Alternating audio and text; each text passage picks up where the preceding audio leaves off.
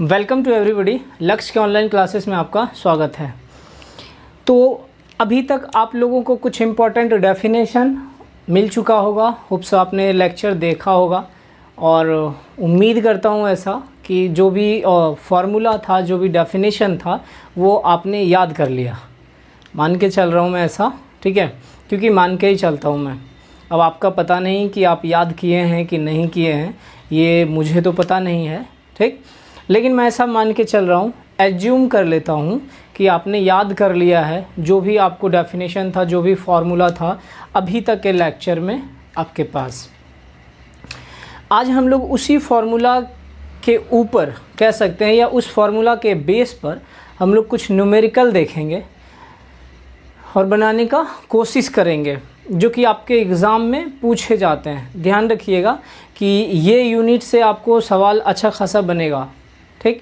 Numerical पूछा जा सकता है या फिर आप कह सकते हैं कि 4 मार्क्स के क्वेश्चन में आपको कुछ डेफिनेशन पूछा जा सकता है। हो सकता है आपको लोड फैक्टर दे दे, मैक्सिमम डिमांड दे दे, कनेक्टेड लोड दे दे, डिफ़ाइन करने के लिए दे देगा, लिख देगा डिफ़ाइन द फॉलोइंग, और उसमें आपको दे देगा 3-4 डेफिनेशन आपको लिखने के लिए दे देगा, है ना।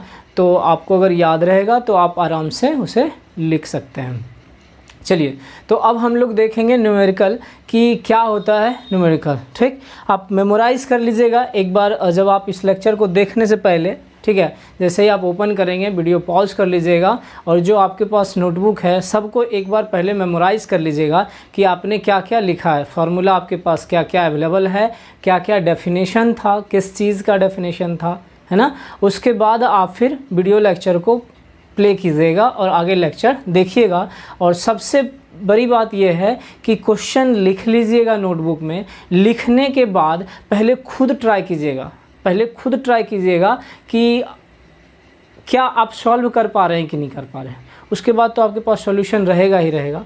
फिर आप देख के आराम से या तो मैच कर सकते हैं या फिर जो कॉपी पेस्ट होता है वो आप कर सकते हैं, या आपके ऊपर डिपेंड करता है कि आप क्या करना पसंद कर रहे हैं, कॉपी पेस्ट या फिर खुद से बनाना पसंद करते हैं, ठीक है। चलिए, तो हम लोग क्वेश्चन देखते हैं सर। क्वेश्चन नंबर 1 है आपका, ठीक। ए कंज्यूमर हैज, ध्यान दीजिएगा, ए 10 वाट मतलब कि 10 वाट, मतलब 10 है 100 वाट लैंप्स, ठीक है। 10 watt lamps and a power point, मतलब एक power point and a power point socket. Socket पता है आपको, जो आपके घर में कुछ इस तरह का लगा हुआ रहेगा। इसमें आप प्लग इंसर्ट करेंगे और जैसे जिसमें मोबाइल चार्ज करते हैं आप, या आयरन करने के लिए प्लग इन करते हैं, या फिर और भी एक्सेट्रा वर्क जो भी होगा आपका, है ना। इसको हम लोग क्या बोलते हैं, सॉकेट। तो यही है आपका एक सॉकेट है जिसका कैपेसिटी कितना है, 500 वाट, ठीक है। एंड या कॉमा 5 फैन ऑफ 100 वाट, 5 पंखा है। ईच पंखा मतलब एक पंखे का जो कैपेसिटी है वो 500 वाट है। Then find the connected load, ठीक है। तो आपके पास फॉलोइंग लोड दिया हुआ है, अलग अलग लोड दिया हुआ है, और उस लोड को आपको क्या करना पड़ेगा, यहाँ पे सम करना पड़ेगा। तो निकालना क्या है आपके पास, कनेक्टेड लोड। अब कनेक्टेड लोड क्या था, sum of all the load connected to the power supply, उसी को हम क्या बोल रहे थे, कनेक्टेड लोड। सबसे पहले आप जब कभी आप एग्ज़ाम में बनाए, चाहे आप अपने क्वेश्चन नोटबुक में बनाएं, तो सबसे पहले डेटा लिखने का कोशिश कीजिएगा। पहला प्रायोरिटी आपका रहेगा कि पहले आप क्वेश्चन पढ़ के समझिएगा कि क्वेश्चन क्या बोल रहा है। आपको अगर क्वेश्चन समझ में आ जाता है तो आप क्या करेंगे, डेटा लिखेंगे कि क्या क्या डेटा आपके पास दिया हुआ है। फिर उसके बाद आप क्या करेंगे, उसका सॉल्यूशन प्रारंभ करेंगे। तो सबसे पहले ध्यान दीजिए कि क्या क्या डेटा है, ठीक। तो आपके पास क्या है, 10 वाट लैंप्स, हम यहाँ पे लिख दिए क्या, लैंप्स। ऐसा कर लीजिए कि एक टेबल बना लीजिए आप यहाँ पे, ठीक है। आपको हो सकता है आसान होगा।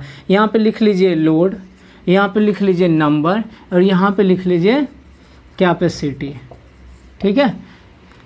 लोड, नंबर और कैपेसिटी। लोड में पहला आपके पास क्या है, लैंप है। अब देखिए ये लैंप कितना है सर, 10 नंबर, मतलब 10 लैंप है। एक का कितना है, 100 वाट, कैपेसिटी ऑफ ईच मैं कर देता हूँ, ठीक है, ताकि आपको समझने में आसानी हो। चलिए ये तो एक नंबर हुआ। दूसरा देखिए, यहाँ पे लिख देता हूँ सॉकेट, मैं डायरेक्ट लिख रहा हूँ यहाँ, है ना। सॉकेट कितना है सर आपके पास? एक। कैपेसिटी कितना है? 500। अब देखिए फ़ैन लिख देता हूँ, यहाँ पे क्या हो गया? फ़ैन कितना है? 5। कैपेसिटी कितना है सर? 100, ठीक है। कैपेसिटी ऑफ ईच इन वाट कर लीजिए सर, इन वाट, है ना, या आप यहाँ पे भी लिख लीजिए, कोई दिक्कत नहीं है सर। वाट, वाट और वाट। फाइंड क्या करना है? लिख लीजिए यहाँ, find connected load, find connected load, या फाइंड कनेक्टेड लोड लिख लीजिए, ठीक है, हो गया। अब देखिए इसका सॉल्यूशन की बात अगर किया जाए तो कनेक्टेड लोड के बारे में आपको मैंने क्या बताया था कि जितना भी आपके घर में लोड लगा हुआ है और वह लोड जो कि सप्लाई से कनेक्टेड है, उसका अगर समेशन करते हैं, उसका अगर आप जोड़ करते हैं, उसका अगर आप एडिशन करते हैं, तो वह आपका क्या हो जाएगा? Connected load. तो यहाँ पे अगर बोला जाए कि आपके पास कितना 10 लैंप्स है और एक लैंप का कैपेसिटी कितना है? 100, तो मैं यहाँ पे कहूँ कि टोटल लोड हमारा, यहाँ लिख रहा हूँ कि टोटल लोड जो होगा ये 100 × 10 हो जाएगा क्या सर? 100 × 10 कितना हो गया सर? ये वाट हो गया। बोलिए हाँ या ना। अब ये एक है तो क्या लिख दूँ? 500 × 1 बराबर कितना? बोला जाए सही है क्या? 500। अब यह क्या है? 5 है, तो ये क्या हो गया सर? 100 × 5 बोला जाए कितना? 500 वाट। सबको आप अगर जोड़ दें तो कितना हो गया सर? 2000 वाट। यहाँ पे लिख लीजिएगा टोटल कनेक्टेड लोड, या फिर आप सीधा लिखिए कनेक्टेड लोड इक्वल टू 2000 वाट। यही हो गया क्या आपका आंसर? समझ में आया क्या? देख लीजिए आप फिर से एक बार समझ लीजिए। देखिए छोटा चीज़ है, हो सकता है आपको लगेगा ये बहुत हल्का है, ये तो ऐसे उड़ा देंगे हम, है ना, बट टेंशन मत लीजिएगा, वक्त आएगा कि आप हवा में उड़ना स्टार्ट कर दीजिएगा, फिर ये सॉल्यूशन यही रहेगा, आप उड़िएगा। अभी आपको लगेगा हम इसको उड़ा देंगे, लेकिन आगे जैसे जैसे बढ़ेंगे ना, फिर आपको लगेगा वो अब हमको ये उड़ा रहा है ना। सो प्लीज़, छोटा चीज़ भी है तो इसको आप ध्यानपूर्वक कहिए, फोकस करके, कंसंट्रेट करके पहले समझने का कोशिश कीजिए, फिर आप किसी भी क्वेश्चन को ईजिली सॉल्व कर सकते हैं, ठीक है। तो लैंप कितना था? 10 मल्टीप्लाइड कर दिए टोटल 1000। सॉकेट हो गया एक 500 × 1 500 वाट टोटल। फैन हो गया 500 वाट का 500। टोटल कनेक्टेड लोड कितना? 2000। कनेक्टेड लोड टोटल कितना हो गया? 2000 वाट। तो यही हो गया हमारा क्या? Connected load. नोट कर लीजिए सर इसको आप। चलिए दूसरा क्वेश्चन ध्यान से देखिए। क्वेश्चन क्या बोल रहा है कि if the maximum demand on power station is 80 megawatt. Maximum demand जो है पावर स्टेशन पे कितना है? 80 मेगावाट है, और connected load is 100 megawatt. Find the demand factor. Clear है? आप लिख लीजिएगा गिवन मैक्सिमम डिमांड हमारा कितना दिया हुआ है? 80 मेगावाट। कनेक्टेड लोड कितना दिया हुआ है? 100 मेगावाट। और फार्मूला अब पूछ क्या रहा है आपसे? Demand factor. क्लियर है? डिमांड फैक्टर का जो फार्मूला होगा क्या हो जाएगा? मैक्सिमम डिमांड बटे कनेक्टेड लोड। आप रख दीजिए वैल्यू, जो मैक्सिमम डिमांड हमारा कितना था? 80 मेगावाट, और कनेक्टेड लोड का वैल्यू कितना था? 100। तो आ गया कितना? जब इसको आप कैंसिल कीजिएगा 0 0 कैंसिल, 8/10 मतलब आ गया कितना? 0.8। और इसी को आप लिख सकते हैं 80%, 80%।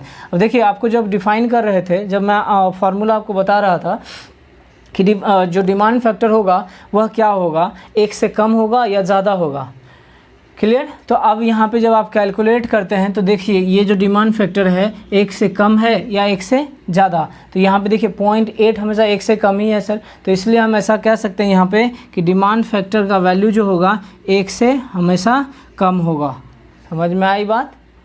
ठीक है, तो ये हो गया हमारा क्या? Demand factor. नोट कर लीजिए।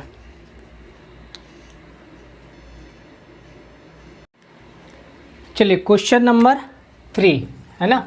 क्वेश्चन नंबर क्या है? 3।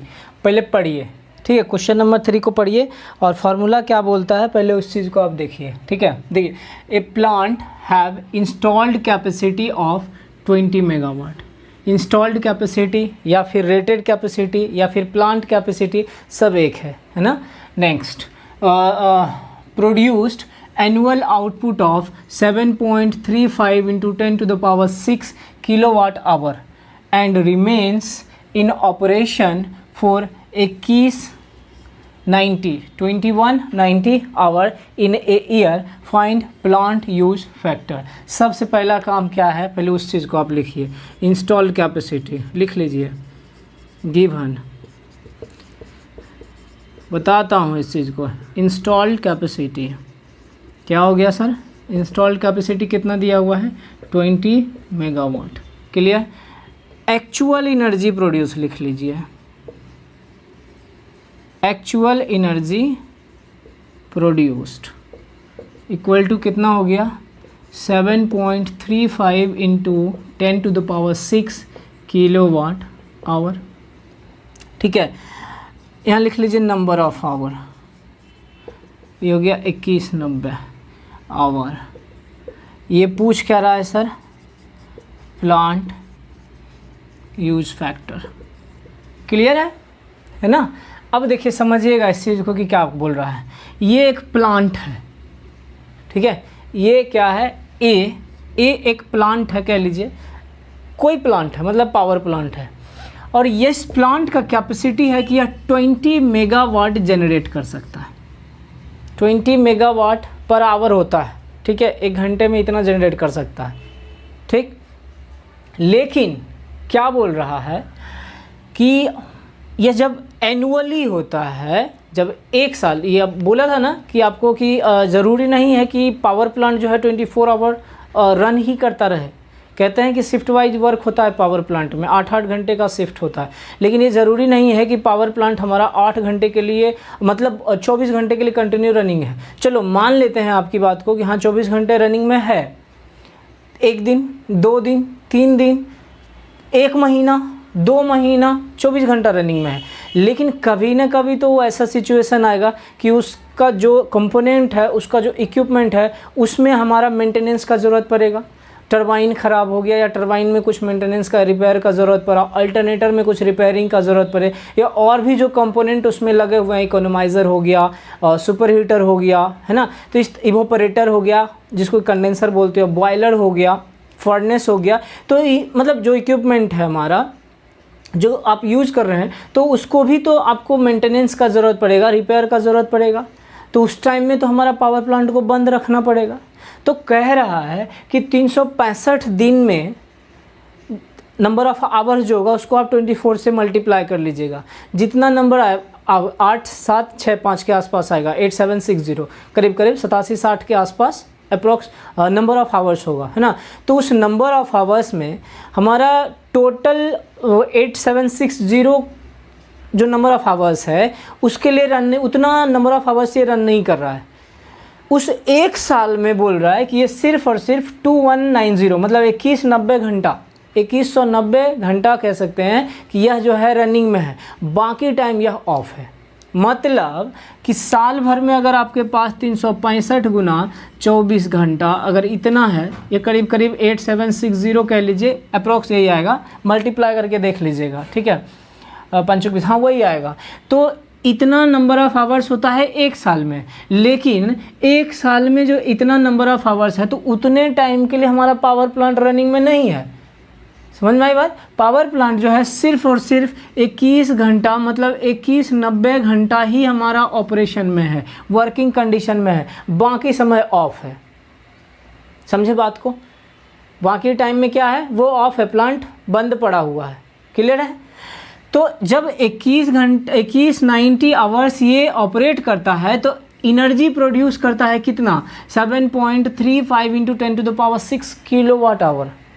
7.35 into 10 to the power 6 kilowatt hour energy को जनरेट करता है। कब, जब यह साल भर में 2190 घंटा चलता है इन ए ईयर। एक साल में 21-90 घंटा ऑपरेशन में रहता है, तब जाके यह 7.35 into 10⁻6 kilowatt hour energy generate करता है। इसको आप बोल सकते हैं एक्चुअल एनर्जी प्रोड्यूस्ड। समझ में आई बात, है ना? एक्चुअल एनर्जी प्रोड्यूस, देखिए ये एनर्जी है, ये वॉट है, पावर है, कैपेसिटी है, ठीक है, दोनों अलग है। इस चीज़ क्लियर हुआ यहाँ तक? तो ये हमारा क्या हो गया, एक्चुअल एनर्जी प्रोड्यूस, और ये रेटेड कैपेसिटी हुआ। क्लियर? अब समझिए इस चीज़ को कि पूछ क्या रहा है, प्लांट यूज़ फैक्टर। फॉर्मूला याद कीजिए सर, फॉर्मूला याद अगर कीजिएगा या आप अगर याद किए होंगे फॉर्मूला तो क्या होगा, देखिए मैं यहाँ से लिख रहा हूँ, प्लांट यूज़ फैक्टर बराबर होता है actual energy produced, actual energy produced in given hour, in given hour divide by rated capacity, rated capacity into number of hours, number of hours in operation. देख लीजिएगा एक बार, मैच कर लीजिएगा formula, यही है क्या? मतलब क्या हुआ, एक्चुअल एनर्जी कितना प्रोड्यूस कर रहा है उस चीज़ को लिख लीजिए उतने समय के लिए जितना समय दिया हुआ है, और रेटेड कैपेसिटी क्या है वो लिखिए, और नंबर ऑफ आवर्स। अब इसको बस फॉर्मूला में पुट कर दिया। एक्चुअल एनर्जी कितना है सर, 7.35 इंटू 10⁻6 इंटू 10⁻3 लिख लूँ क्या, किलोवाट आवर है ना, वो हो गया, अपॉन रेटेड कैपेसिटी कितना है सर, 20 मेगावाट, इसको 20 इंटू 10⁻6 लिखें क्या, और नंबर ऑफ आवर्स कितना है कि सॉल्व कीजिए सर, कितना आएगा, लगभग 16 के आसपास आएगा। लिख लीजिए 0.168 के आसपास में आएगा। इसको आप लिख सकते हैं 16.8%। ये आपका क्या हो गया, यूटिलाइजेशन प्लांट यूज फैक्टर। समझ में आया? क्लियर है? आगे बढ़ें, नोट कीजिए इसको।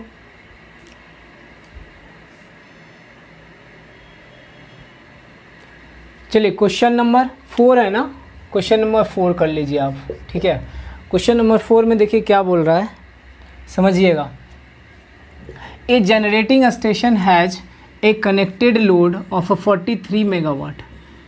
कनेक्टेड लोड दिया हुआ है कितना, 43 मेगावाट, एंड और a maximum demand of 20 megawatt. Maximum demand कितना दिया हुआ है, 20 megawatt. The unit generated being 6.15 into 10⁻6 kilowatt hour per annum.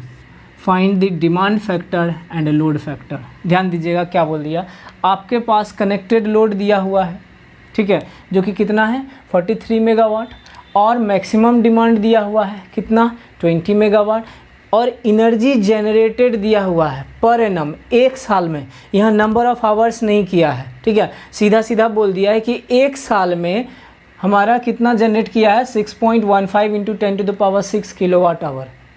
Clear है यहाँ तक? तो यहाँ पे हमें ये नहीं पता है कि हमारा प्लांट कितने नंबर ऑफ आवर के लिए ऑपरेशन में है, कब ये बंद रहा या कब ऑफ रहा, हमारा ये मुझे कुछ नहीं पता है। क्लियर है? और एक साल में हमारा इतना जनरेट किया है ना, और पूछ रहा है क्या, demand factor and load factor. लिख लीजिए सर पहले इसको, गिवन दिया क्या हुआ है सर, लिखिए connected load, connected load equal to कितना 43 मेगावाट। आगे बढ़ते हैं, मैक्सिमम डिमांड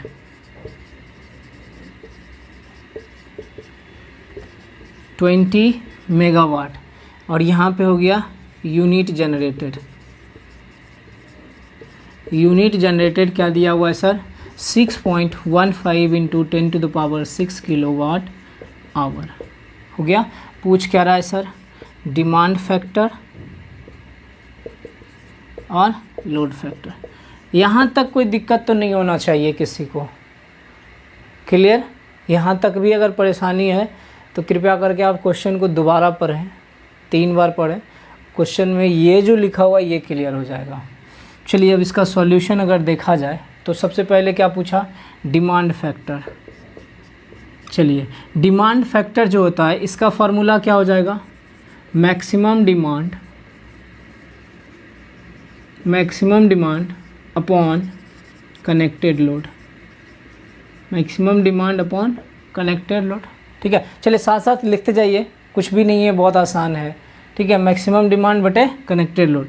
अब देखिए मैक्सिमम डिमांड आपका कितना दिया हुआ है सर, देखिए ये 43 दिया हुआ है, इसको लिख लीजिए 43 मेगावाट। कुछ गलती है क्या? मैक्सिमम डिमांड 20 दिया हुआ है sir, 20 megawatt upon connected load कितना दिया हुआ है 43 मेगावाट। मेगावाट चलिए इसको काट देते हैं ना, खुद में ख़त्म हो गया ना सर, इसको कैंसिल कीजिएगा, कितना हो जाएगा, इसको कैलकुलेट कीजिए कितना हो रहा है बताइए। ये आ जाएगा आपका 0.465 माने कि 46.5%। ये वैल्यू हमारा क्या है, 1 से कम है। ध्यान दीजिएगा डिमांड फैक्टर का वैल्यू हमेशा 1 से कम होगा। यहाँ तक कोई संदेह आपको है या किसी तरह का कोई डाउट है आपको तो क्लियर कर लीजिए पहले, फिर आगे बढ़ते हैं। चलिए दूसरे पे ध्यान देते हैं हम लोग सर, लोड फैक्टर। दूसरा क्या है, लोड फैक्टर। इसका फॉर्मूला अगर बताया जाए आपके पास क्या है, एवरेज लोड बटे कनेक्टेड, एवरेज लोड बटे मैक्सिमम डिमांड है सर, एवरेज लोड बटे मैक्सिमम डिमांड। बहुत अच्छे, बताइए यही है ना। अब आप बता दीजिए क्या आपके पास एवरेज लोड दिया हुआ है क्या? नहीं, लेकिन मैक्सिमम डिमांड दिया हुआ है। अच्छा एवरेज लोड को आप कुछ और लिख सकते हैं क्या? देखिए यहाँ पे एनुअली बात कर रहा है, डेली बात नहीं कर रहा है, तो हम एनुअली एवरेज लोड निकाल सकते हैं क्या? यहाँ पे लिख दूं क्या मैं, number of unit generated, number of unit generated in a year, एक साल में, upon maximum demand into number of hours in a year. बोलिए यहाँ तक कोई दिक्कत? लिख सकते हैं क्या? क्यों? क्योंकि यहाँ पे हमारा पर एनम का बात कर रहा है, एनम मतलब साल, एक साल का बात कर रहा है, ठीक। तो पर एनम मतलब पर ईयर, एक साल। अब यहाँ पे जो नंबर ऑफ यूनिट जो जनरेट हुआ ये तो एक साल का दिया हुआ है, कितने नंबर ऑफ आवर्स के लिए ऑपरेशन है यहाँ तो कुछ पता नहीं है अपने को, तो हम एक साल की बात करेंगे तो एक साल का नंबर ऑफ आवर को हम काउंट करेंगे। तो यहाँ पे भी वही चीज़ को काउंट करना है सर। ये जो एवरेज लोड दिया हुआ है इसको हम यूनिट जनरेटर में कन्वर्ट करना चाह रहे हैं।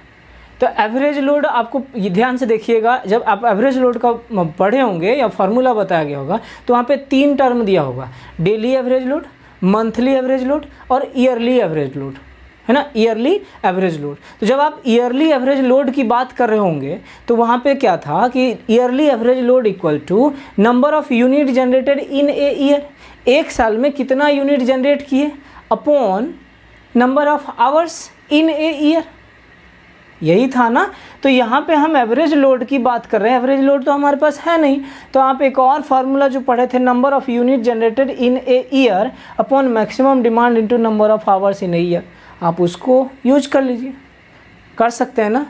चलिए इसको हम यहाँ से मिटा रहे हैं सर। चलिए देखिए तो इसको क्या हो जाएगा, इसके आगे वहाँ से आप नोट कर लीजिएगा। जब नोट कर रहे होंगे, देखिए आपके पास नंबर ऑफ़ यूनिट जनरेटेड कितना है, लिख रहा हूँ मैं यहाँ से, वहाँ से आप यहाँ से इधर कर लीजिएगा, मैं इसे नोट कर दिया हूँ। 6.15 इंटू 10⁻6 इंटू 10⁻3 कर दिया मैंने, किलो वाट आवर है, वाट आवर में कर दिया। आगे बढ़ने के बाद मैक्सिमम डिमांड आपके पास कितना है, 43 इंटू 10⁻6 कर दिया, मेगावाट में है, इंटू 8760, ये एक साल में 8760 नंबर ऑफ़ आवर्स होता है। इसको आप कैलकुलेट कीजिए, ये लगभग कितना आएगा कैलकुलेट करके सर, करीब करीब आपका 0.351 आएगा, ठीक है। ये वैल्यू भी हमारा क्या है, 1 से कम, ठीक है। इसको कितना लिख सकते हैं आप, 35.1%। बोलिए यहाँ तक किसी को समझने में कोई परेशानी हो गया? ये 35.1 क्लियर है यहाँ तक, है ना। देखिए मैं आपको बताऊं, मैं बार बार क्लास में जब भी लेक्चर बना रहा हूं मैं आपसे बार बार इस चीज़ को रिपीट कर रहा हूं कि मुझे नहीं पता चल रहा है कि आप लेक्चर को समझ रहे हैं कि नहीं समझ रहे हैं, ठीक है। लेक्चर अगर आप समझ रहे हैं तो अच्छी बात है, नहीं समझ रहे हैं तो और अच्छी बात है। बोलिए क्यों? तब आप जाके पूछेगा कि हाँ सर समझ में नहीं आ रहा है। दूसरी बात मैं आपको ये बता दूं कि अगर लेक्चर आपको समझ में नहीं आता है तो आप पूछिए, ठीक है। जब तक आप पूछेंगे नहीं आपका सॉल्यूशन मिलेगा नहीं, इस बात को आप तय मान लीजिए। और दूसरी बात ध्यान रखिएगा कि मैं कोई फ्री में नहीं पढ़ा रहा हूँ आपका, यहाँ पे मैं कोई सेवा नहीं कर रहा हूँ। आपने पैसे दिए हैं, पेमेंट किए हैं ना, बिना पेमेंट किए हुए तो आप लेक्चर देख नहीं रहे। और जब आप पेमेंट किए हैं तो एक एक पैसे का हिसाब करना सीखिए, ठीक है। कि आप अगर 3000 रुपये पे किए हैं तो 3000 रुपये कैसे निकाला जाए। अब ऐसा नहीं कि ज़बरदस्ती हम किसी को मतलब छीन लिए किसी से या फैकल्टी को गए डरा के धमका के निकाल, नहीं, वो नहीं बोल रहा हूँ। कि कैसे हम उनसे रिटर्न ले सकें। पढ़ने के लिए आपने पेमेंट किया है तो पढ़ाई में मैं बात कर रहा हूँ कि कैसे हम मतलब उस 3000 का यूटिलाइज कर सकें। मेरा कहने का ये तात्पर्य हुआ। पैसे बहुत मुश्किल से आते हैं बाबू, ठीक है। जब अभी तो आपको समझ में नहीं आता होगा ये बात अभी आप नहीं समझेंगे क्योंकि आपके घर से पैसे आते हैं। बोलेगा पापा फ़ोन किए, पापा पैसा ख़त्म। मैं पापा बोले हाँ बेटा रुक जा मैं भेज रहा हूँ। भले आप यहाँ पे बाबू सोना में पैसा खर्चा कर रहे हैं, ठीक है, भले आपका जो अमाउंट है वो बाबू सोना में खर्चा हो रहा है, उस चीज़ को आप नहीं समझेंगे। लेकिन एक वक्त आएगा उस टाइम में आपको पैसे का वैल्यू, पैसे का कीमत समझ में आएगा, ठीक है। तो जो पैसा आप पे कर रहे हैं ना उसको यूटिलाइज करना सीखिए। और हाँ, मिसयूज मत कीजिए पैसे का, क्योंकि घर से जब आप खुद अपने कंडीशन को देखिए ना, खास करके जो आप डिप्लोमा कर रहे हैं ना, तो बोला जाता है, नहीं कहते हैं कि बहुत ही मतलब पुअर फैमिली से बिलोंग करने वाले लोग हमारे डिप्लोमा करने के लिए उत्सुक रहते हैं और वह डिप्लोमा में एडमिशन लेते हैं। बहुत मुश्किल से वो पैसे जुगाड़ते हैं, ठीक है, बहुत मुश्किल होता है पैसे जुगाड़। और ये मैं जानता हूँ, मैं किन्हीं इंडिविजुअल को नहीं बोल रहा हूँ, लेकिन मुझे ये पता है कि बहुत मुश्किल से उनके गार्जियन, उनके मम्मी पापा जो हैं पैसे जुगाड़ करके भेजते हैं। भले यहाँ पे आप उस चीज़ को आप महत्व नहीं देते हैं, आप उस चीज़ को समझते नहीं हैं कि कहाँ से पैसा आ रहा है। किसी के घर में खेती हो रहा है तो कोई रैंची बेच के, कोई गेहूँ बेच के, कोई धान बेच के पैसा इकट्ठा करके आपको भेज रहा है कि नहीं मेरा बेटा जो है पटना में डिप्लोमा कर रहा है, diploma in engineering, electrical engineer बन रहा है। ऐसा है, ऐसा बोला जाता है। जब अभी आप कहीं गांव में जाते होंगे तो एक अलग क्रेज़ रहता होगा आपका, एक अलग इमेज रहता होगा, हाँ हो फलनमा के बेटवा देखो ना इंजीनियरिंग कर रही थी, ऐसा ही कुछ रहता है सर। लेकिन आप सोचिए कि उनके उम्मीद पे अगर आप खरा नहीं उतरते हैं, जिस चीज़ के लिए आप यहाँ पे आए हैं, पटना में रह रहे हैं या घर से ही आप पढ़ रहे हैं अभी फ़िलहाल ऑफलाइन ऑनलाइन क्लास में, ठीक है, लेकिन आप मान लिए कि जो उम्मीद आपके मम्मी पापा आपसे कर रहे हैं और वह उम्मीद पे आप खरा नहीं उतरते हैं, तो सोचिए कि उनके ऊपर क्या गुजरता होगा। लास्ट में तो ये होगा ना, बेकार हो गया पढ़ाया हुआ, मेरा मतलब पैसा बर्बाद हो गया, ऐसा बोला जाता है। फिर उस टाइम में आपको कैसा लगेगा सर, आप इस चीज़ को सोचिए, ठीक है। और दूसरी बात, मुझे पता है, ऐसा नहीं है कि नहीं मालूम है, क्योंकि आप भी डिप्लोमा कर रहे हो ना, मैं भी डिप्लोमा कर चुका हूँ, उसके बाद फिर बीटेक किया, उसके बाद फिर एमटेक किया हूँ, ठीक है। तो नहीं समझ में आने के बाद डेफिनेटली मुझे पता है कि आप लोग गाली देते होंगे, 100% मैं श्योर हूँ कि आप लोग गाली देते होंगे। बट मैं आपसे ये बोल रहा हूँ कि गाली देने से अच्छा है, मतलब किसी को सुना कि नहीं, खुद में डेफिनेटली आता है बेटा, मैं भी गुजरा हूँ उस चीज़ से, ठीक है।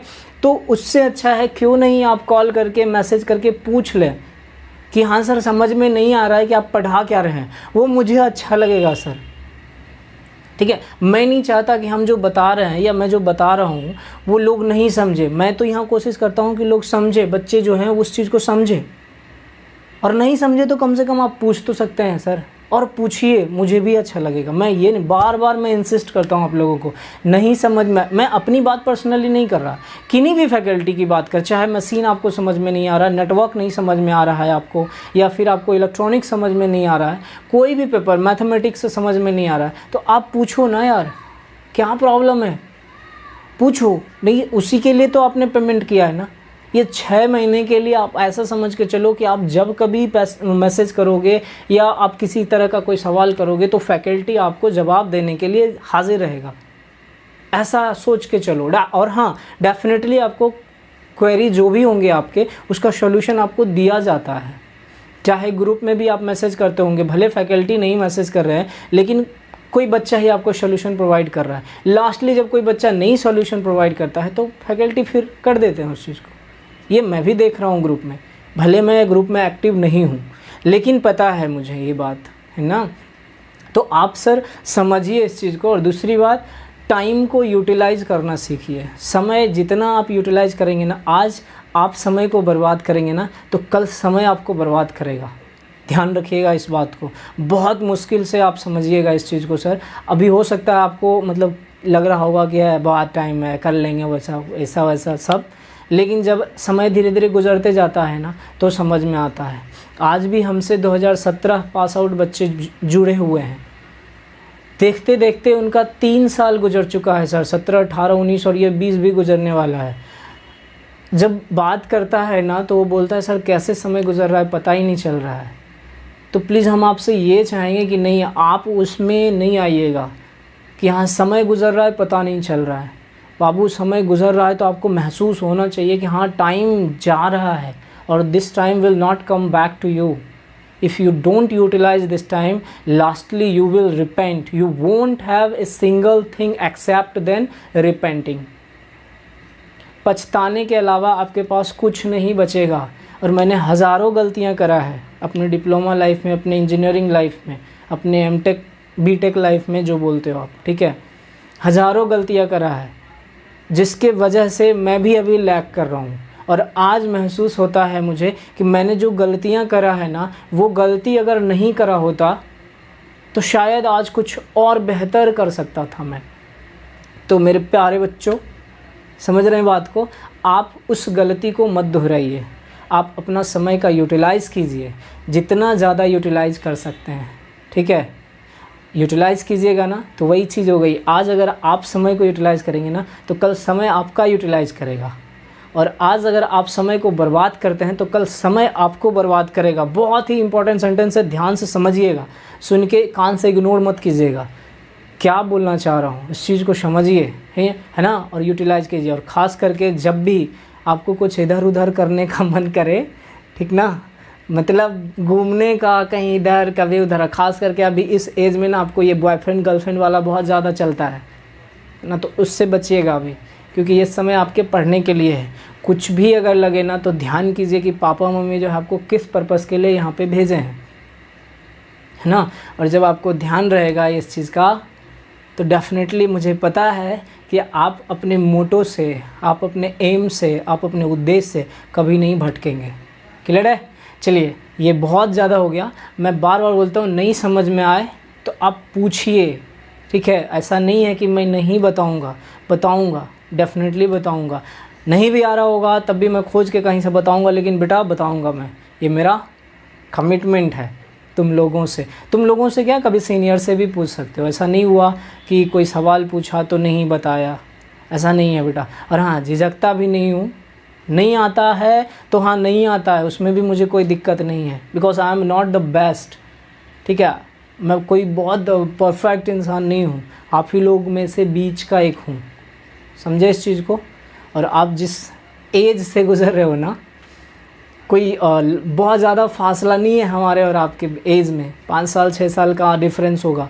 तो समझता हूँ आपकी बातों को भी और आपकी मेंटालिटी को भी समझता हूँ, ठीक है। तो यूटिलाइज़ कीजिए सर। नहीं समझ में आता है तो पूछिए।